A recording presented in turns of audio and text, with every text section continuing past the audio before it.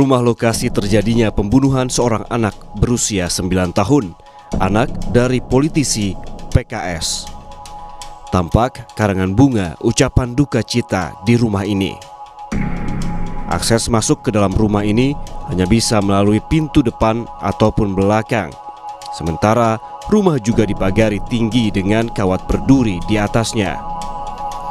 Hingga kini, polisi masih melakukan penyelidikan terhadap kasus pembunuhan anak politisi PKS di kota Cilegon, Banten. Dari proses pemeriksaan saksi, polisi mendalami peran dan alibi orang dekat korban saat peristiwa pembunuhan terjadi. Polisi membantah rusaknya CCTV di rumah politisi PKS tersebut menghambat pengungkapan kasus karena penyidik sedang memeriksa alat bukti lainnya dari TKP. Masih dalam proses penyelidikan. Apa ada dugaan orang terdekat, Pak, yang menjadi pelaku pembunuhan ini, Pak? Masih dalam pendalaman. Masih didalamin, Pak, ya? Masih di dalam. Sampai kapan, Pak, pendalamannya? Ya, berikan waktu kepada kami, aparat kepolisian melaksanakan tugas kami.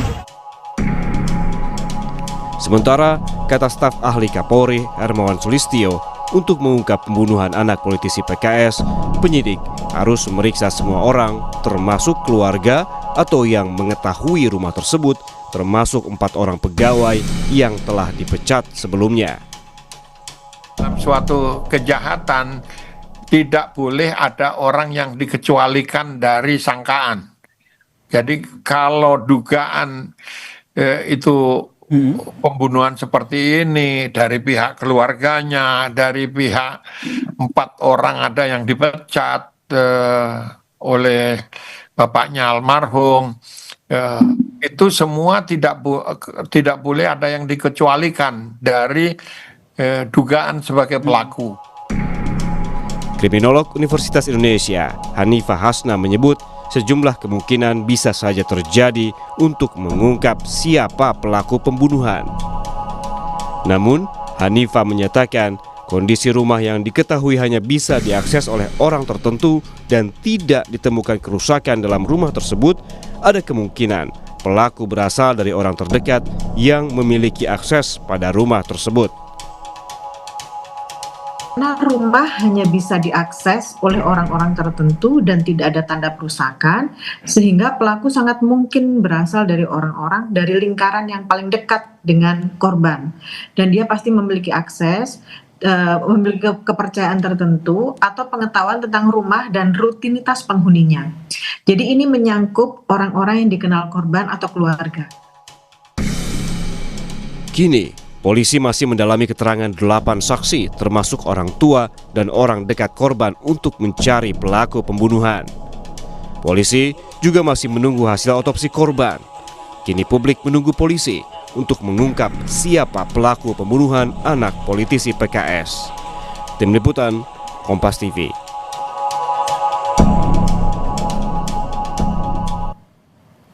Misteri tewasnya anak politisi Partai Keadilan Sejahtera atau PKS di rumahnya di kota Cilegon, Banten belum terungkap. Hingga saat ini 8 saksi telah diperiksa. Polisi masih mendalami peran orang dekat korban dalam peristiwa ini. Lantas apa motif dari kasus ini dan apakah dugaan pembunuhan ini ada kaitannya dengan orang tua korban? Kita akan membahasnya dengan 2 narasumber yang akan hadir di sambungan Zoom, saudara. Ada Ketua DPP PKS bidang advokasi Nurul Amalia, dan nanti juga akan sudah bergabung saat ini saudara Komjen Purnawirawan Susno Duaji, Kabar Eskrim Polri tahun 2008 hingga 2009. Selamat pagi Bu Nurul, Pak Susno. Pagi. Selamat pagi Bu Nurul. Ya, pagi juga Pak Susno. Baik, saya ke Bu Nurul terlebih dahulu. Bu Nurul, saya yakin ini pasti DPP PKS mengikuti kasus ini, dan sejauh ini seperti apa Anda melihat perkembangannya, yang mana dari tanggal 16 hingga saat ini belum ada tersangka yang ditetapkan? Ya, kami memang masih mengikuti ya dan juga mengawal ya kasus ini gitu. Dan kami masih mempercayakan sih kepada penyidik ya, kepolisian yang sudah melakukan penyelidikan sesuai dengan mekanisme ya, kan informasinya sudah ada 8 orang yang diperiksa ya terkait dengan motif dan lain-lain ya, terus kemudian siapa pelakunya kami juga masih menunggu ya, karena ini memang belum dirilis oleh penyidik sebagai hasil penyelidikan. untuk menentukan siapa sebenarnya pelaku dan apa motifnya gitu. Seperti itu. Kalau dari DPP PKS, Bu, apakah sudah berkomunikasi juga dengan pihak keluarga, ini khususnya ayah dari korban, Maman Soherman? Ya, sudah ada komunikasi ya. Jadi tapi memang belum ada kronologis yang bisa kami sampaikan dulu ya, karena kami masih menunggu gitu dari pihak kepolisian, karena memang hal yang resmi itu harusnya memang disampaikan oleh pihak kepolisian ya. Sebagai hasil dari penyelidikan ini, seperti itu. Tapi sejauh ini, Bu Nurul, mungkin dari DPP PKS juga sudah berkomunikasi bagaimana sebenarnya kondisi dari keluarga, terutama untuk ayah korban ini seperti apa saat ini, Bu? Ya, ayah korban ya tentu saja masih berduka ya, karena kehilangan anaknya ya, seperti itu.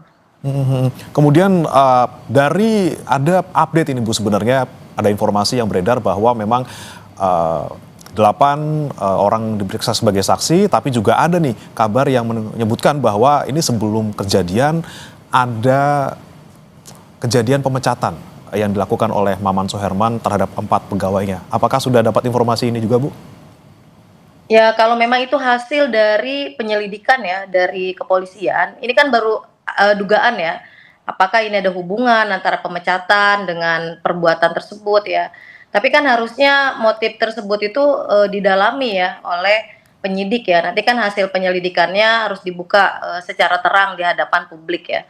Jadi kami sih masih menunggu ya, karena belum bisa berspekulasi juga ya, dan juga belum menyimpulkan ya.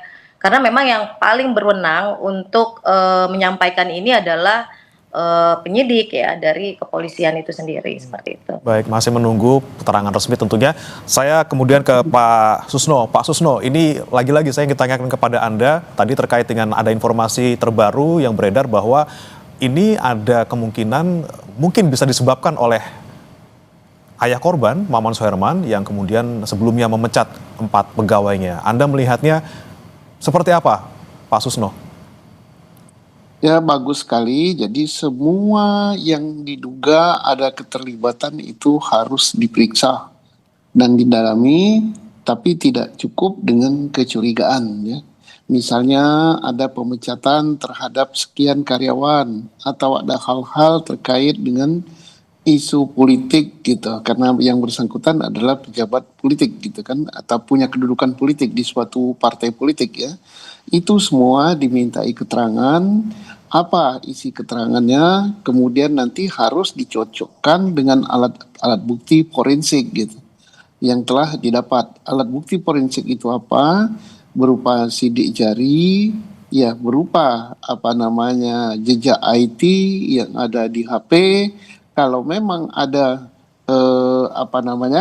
berupa jejak elektronik lainnya merupakan tangkapan layar CCTV walaupun bukan di rumah tapi di tempat yang lain yang mengarah kepada rumah itu, ataupun ada terkait dengan DNA yang berada di sekitar TKP cocok dengan orang yang dicurigai, baru itu dapat menyimpulkan bahwa pelakunya adalah ini gitu. Karena kalau kecurigaan saja itu akan sangat lemah di pengadilan untuk menentukan seseorang sebagai pelaku. Dan saya yakin Polri akan melakukan penyidikan seperti ini, dan juga ditambah lagi dengan keterangan ahli berupa hasil visum et repertum luar dan hasil daripada hasil daripada otopsi daripada jenazah gitu. Tapi sejauh ini Pak Susno, dari analisis Anda mungkin melihat fakta-fakta yang sudah ada dan juga ada beberapa pendapat dari ahli psikologi forensik, kemudian juga ada kriminolog yang mengatakan bahwa ini kemungkinan besar dilakukan oleh orang dalam, karena tadi untuk tanda-tanda kerusakan tidak ada barang yang hilang, kemudian juga dicurigai karena tidak ada ART dan juga security yang ada di tempat saat kejadian. Anda melihatnya mengarahnya lebih kemana nih, Prof? Pak Susno, maksud kami, apakah ini lebih ke orang dekat ataupun salah satunya lagi terkait dengan posisinya sebagai politisi?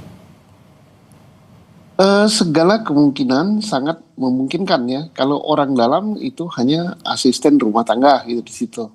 Asisten rumah tangganya, adakah asisten rumah tangga selain asisten rumah tangga perempuan yang terkait dengan urusan rumah tangga, memasak, pembersihan rumah, atau ada asisten rumah tangga yang lain berupa pengemudi, gitu, kita kurang dekat juga ya. Berupa tukang taman atau hal-hal lain yang ada di rumah tersebut. Tetapi harus dihubungkan dengan mengapa sampai tega berbuat begitu? Adakah mereka punya tujuan tertentu, balas dendam gitu? Nah, kalau tidak ada, maka dan balas dendamnya harus balas dendam terkait dengan suatu perbuatan yang sangat-sangat menyakitkan. Karena sampai menghilangkan nyawa itu tidak bisa hanya karena misal dimarahi, wah kamu mengemudinya acak-acakan, wah kamu membersihkan tamannya sembarangan gitu. Nah, itu tidak akan sampai seperti itu.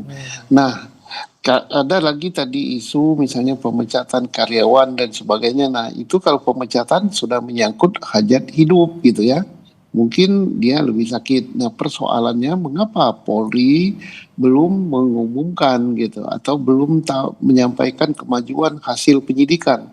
Memang demikian untuk kasus yang tidak tertangkap tangannya, apalagi untuk kasus-kasus yang sangat peka seperti pembunuhan ini.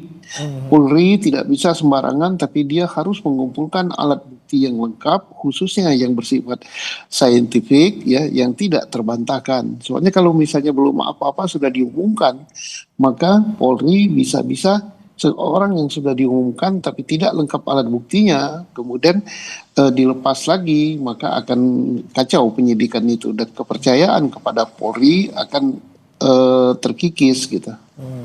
Tentunya pendalaman harus dilakukan secara cermat gitu ya Pak Susno, jangan sampai diumumkan tapi ternyata masih belum matang gitu apa yang kemudian diselidiki. Saya ke Bu Nurul lagi, Bu Nurul, ini masih berjalan kasus ini, kemudian beredar lagi tadi yang saya sampaikan ada terkait isu pemecatan kepada pegawai, kemudian sebelum ini juga ada sempat beredar bahwa ini berkaitan dengan posisi dari ayah korban yang sebagai seorang politisi di PKS gitu ya. Bahkan 2 hari sebelum kejadian ini yang bersangkutan baru dilantik di PKS Cilegon. Ini kalau Anda melihatnya, Bu Nurul, apakah memang sudah tidak ada kaitannya lagi nih terkait dengan posisi dari ayah korban sebagai politisi PKS? Ya, memang betul ya, ayah korban ini sudah dilantik ya untuk menjadi Dewan Pakar ya di PKS Kota Cilegon.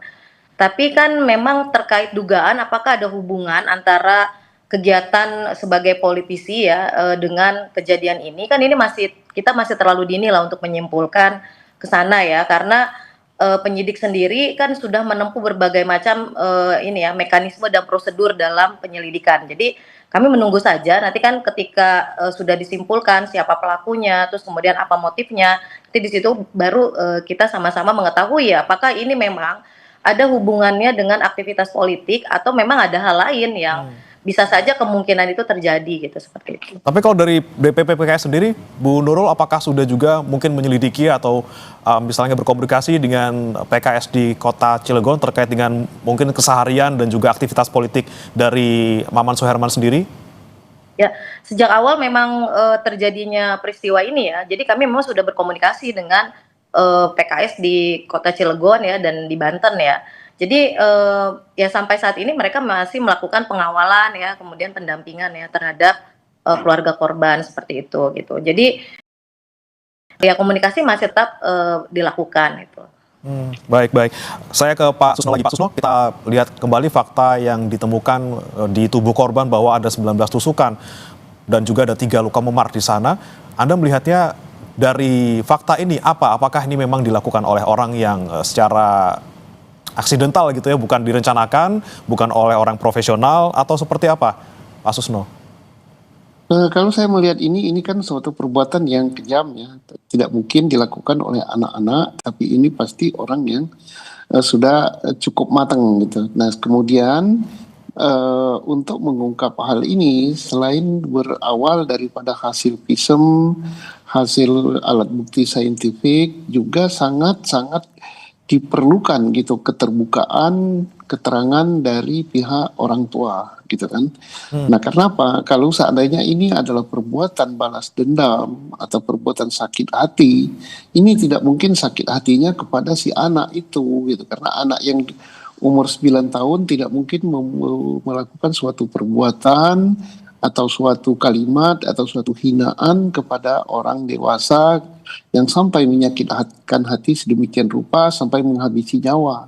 Nah, ini pasti keterkaitan dengan pihak keluarga. Maka baik ibu maupun bapaknya harus terbuka sekali dengan penyidik gitu, bahwa siapa orang-orang yang pernah berhubungan, yang pernah berkomunikasi, baik komunikasi lisan langsung maupun komunikasi lewat alat komunikasi digital gitu, yang sifatnya ada hal-hal yang tegang gitu, yang menyakitkan, atau apa keputusan yang diambil oleh orang tua korban, baik bapak maupun ibu, terhadap orang lain gitu. Karena apa? Alat bukti saintifik yang didapat oleh Polri, baik berupa sidik jari, baik berupa DNA, baik berupa alat bukti IT yang lain, itu kan harus dicocokkan dengan orang gitu. Misalnya, sidik jari ini sidik jari siapa? Harus dicocokkan dengan sidik jari orang yang dicurigai. Nah, orang yang dicurigai itu sangat besar peran daripada orang tua untuk membuka kehidupannya atau komunikasi sosialnya dengan siapa dia melakukan. Nah, baik kita analisa misalnya dengan politik, posisi yang bersangkutan, Dewan Pakar, kedudukan Dewan Pakar itu tidak terlalu berpengaruh dengan keputusan-keputusan politik bagi anggota partai yang lain ataupun bagi ke daerah gitu, karena yang mengambil keputusan partai itu adalah ketua gitu. Jadi tidak terlalu berpengaruh. Nah, kalau gitu terkait dengan perbuatan hal bisnis gitu. Nah, ini mungkin besar sekali pengaruhnya. Bisnis siapa? Mungkin partner bisnis gitu, ataupun yang membantu dia dalam bisnis, karyawan, ataupun pesaing bisnis. Nah, ini yang harus didalami. Siapa yang bisa membuka adalah orang tuanya langsung gitu, untuk tidak segan-segan. Dan ini saya yakin sudah disampaikan pada Polri, tapi Polri tidak akan demikian membuka kepada publik gitu. Berarti kemungkinan untuk kaitannya dengan aktivitas politik dari ayah korban ini juga bisa kita singkirkan dari motif gitu ya, Pak Susno ya, kalau kita melihat dari kasus ini? Ada, tapi kecil ya. Saya kira Bu Nurul lebih paham hal ini, kedudukan yang bersangkutan di partai gitu, sejauh mana bisa mengambil suatu keputusan yang berpengaruh kepada publik gitu, atau berpengaruh pada anggota partai yang lain. Baik, nah ini Bu Nurul, memang kalau untuk posisi Ketua Dewan Pakar sendiri kalau di PKS di kota seperti itu, memang seperti apa sih posisinya Bu, dan apakah juga rawan untuk adanya konflik politik yang mungkin berujung pada kasus-kasus yang seperti ini, Bu? Jadi memang kalau Dewan Pakar itu adalah orang yang bergabung di PKS ya, bisa memberikan kontribusi terkait keilmuannya gitu ya, untuk melakukan kerja-kerja ya di PKS. Tetapi memang betul tadi yang disampaikan oleh Pak Susno, ini tidak terkait dengan keputusan gitu ya, kebijakan gitu, terkait seperti itu memang tidak. Jadi memang terlalu jauh ya kalau disimpulkan bahwa ini ada hubungannya dengan aktivitas politik sebagai Dewan Pakar. Tapi kami juga tidak bisa langsung menegaskan bahwa ada atau tidaknya hubungan ini ya. Jadi kami juga masih menunggu saja gitu dari hasil penyelidikan ya yang dilakukan oleh kepolisian seperti itu. Baik, Bu Nurul, ini mengingat ada juga satu saksi kunci, yaitu adalah kakak korban yang masih berusia 11 tahun. Ini kan tentunya butuh pendampingan khusus seperti itu. Dari DPP PKS apakah juga sudah memberikan pendampingan khusus bagi keluarga, terutama ini juga untuk saksi yang merupakan kakak korban? Ya, tentu saja ya. Jadi segala aktivitas terkait mekanisme pendampingan hukum ya, kemudian pengawalan hak-hak korban, keluarga korban gitu ya, tentu saja ini menjadi prioritas ya bagi kami untuk melakukan pendampingan tersebut gitu ya. Dan tentu saja terkait juga konseling psikologis dan lain-lain juga ya, kami juga insya Allah ya akan melakukan pendampingan tersebut gitu. Baik, pendampingan diberikan kepada keluarga korban pastinya. Saya ke Pak Susno kembali. Pak Susno, ini kita sudah nantikan selama kurang lebih 6 hari dari tanggal 16 ketika jenazah korban ditemukan sampai hari ini tanggal 22 gitu ya. Belum ada sesuatu yang signifikan disampaikan oleh pihak kepolisian terkait dengan tersangka. Apakah memang butuh waktu yang cukup lama, Pak Susno? Kalau kita melihat ini kan bukan kasus tangkap tangan gitu ya, semuanya masih perlu didalami lagi, terutama tidak ada CCTV di lokasi dan juga tidak ada alat bukti yang ditemukan. Emang seperti apa proses yang selama ini Anda lihat dari kasus ini, Pak? Yang mungkin agak lama adalah mungkin Polri ya membuka atau mengambil CCTV di sekitar ya, walaupun bukan di rumah. Karena sekarang kan banyak sekali rumah-rumah yang memasang CCTV yang diarahkan ke jalan. Atau mungkin karena di situ komplek katanya, komplek perumahan mungkin ada CCTV di pos satpam komplek gitu. Nah itu dibuka oleh Polri. Nah untuk membuka CCTV itu kan harus mundur gitu, waktu mundur yang diambil. Nah, menganalisa itu perlu waktu juga walaupun tidak terlalu lama gitu kan dari beberapa CCTV. Termasuk juga menganalisa sidik jari yang akan dicocokkan kepada orang-orang yang dicurigai. Nah, yang lebih mendetail lagi mungkin ditemukan DNA di lokasi itu. Nah, untuk mencocokkan DNA antara DNA yang ditemukan dengan DNA orang yang dicurigai itu juga perlu waktu walaupun tidak terlalu lama gitu. Jadi wajar nih Pak ya kalau untuk kita lihat masih 6 hari tapi belum ada satupun orang yang dicurigai sebagai tersangka seperti itu. Iya, saya kira 6 hari untuk kasus pembunuhan yang tidak tertangkap tangan belumlah dikatakan terlalu lama gitu. Baik, Pak Susno, kemudian ini juga yang menarik adalah 8 orang saksi yang saat ini diperiksa oleh polisi. Anda melihatnya seharusnya kalangan saksi ataupun lingkup saksi yang diperiksa ini hanyakah memang orang-orang di dalam rumah, misalnya pekerja rumah tangga, kemudian ayah korban, kakak korban, dan juga tetangga-tetangga sekitar? Apakah juga bisa meluas ke lingkup saksi yang lain? Ada 2 kemungkinan. Kalau misalnya hanya 8 itu yang diperiksa, penyidik Polri tidak menambah yang lain, kemudian sedangkan alat bukti saintifik sudah dikumpulkan, ini bisa saja bahwa Polri sudah mengarah kepada orang-orang tertentu pelakunya sehingga tidak menambah lagi jumlah saksi. Tetapi kalau masih menambah jumlah saksi berarti Polri pertama belum mendapatkan masih perlu menganalisa kemungkinan ada orang lain yang terlibat. Atau bisa saja sudah banyak orang yang diperiksa, tidak hanya 8, tapi Polri merahasiakan siapa yang sudah diperiksa dan sudah mengarah kepada pelakunya. Oke, baik. Kemudian saya kembali mau menyoroti terkait bagaimana kemudian korban ditemukan dengan 19 luka tusukan dan juga 3 luka memar. Pak Susno, ini ada juga keterangan yang disampaikan oleh kriminolog yang menyebutkan bahwa dengan adanya 19 tusukan ini artinya pelaku ini tidak memiliki pengetahuan yang memadai terkait mana bagian vital yang harus diserang untuk bisa membuat seseorang meninggal dunia. Nah, Anda melihatnya ini memang ada motif sakit hati yang begitu dalam, Pak Susno, karena kita melihat ini anak kecil harus ditusuk berbelasan kali sampai kemudian meninggal dunia. Nah, ini apakah juga bisa menjadi petunjuk dari polisi gitu untuk menentukan ini motifnya adalah dendam ataupun sakit hati, bukan karena intensional yang sebelumnya mungkin perampokan atau yang lain? Ya, kalau misalnya titik mematikan gitu untuk orang melakukan pembunuhan, saya kira semua orang tahu ya bahwa tusukan di dada atau tusukan tepat di ulu hati, itu kan titik-titik yang sangat mematikan, atau kepala gitu, itu sangat mematikan. Tetapi mengapa tidak dilakukan gitu? Nah, ini mungkin ya bukan karena si pelaku tidak tahu titik yang mematikan, tetapi ini bisa dilakukan karena tadi dalam keadaan emosional, amarah yang sangat tinggi, dia melakukan perbuatan-perbuatan yang sangat-sangat tidak manusiawi gitu. Nah, ini kemungkinan-kemungkinan yang bisa terjadi. Nah, mari kita lihat nanti. Saya yakin bahwa sampai pelaku melakukan hal itu ada sesuatu perbuatan yang sangat menyakitkan hati yang bersangkutan sehingga dia melakukan pembalasan dendam, tapi balas dendamnya bukan kepada orang yang melakukan sesuatu yang menyakitkan hati bagi pelaku, tapi pada orang kesayangannya. Nah, ini maka saya katakan tadi, orang tua dari korban ini sangat-sangat perlu keterbukaannya untuk oh saya pernah ini, nah, baik ibu maupun bapak. Dan saya yakin hal ini sudah disampaikan kepada penyidik, sehingga penyidik mungkin tidak terlalu sulit lagi mencari siapa pelakunya, hanya tinggal mencocokkan dengan alat bukti saintifik yang sudah didapatkan. Baik. Saya ke Bu Nurul lagi. Bu Nurul, mungkin pendampingan psikologis untuk anak yang masih 11 tahun ini, saksi yang merupakan kakak korban, diberikan oleh DPP PKS. Kemudian bagaimana dengan pendampingan hukum untuk kasusnya? Bu Nurul, apakah juga sudah diberikan?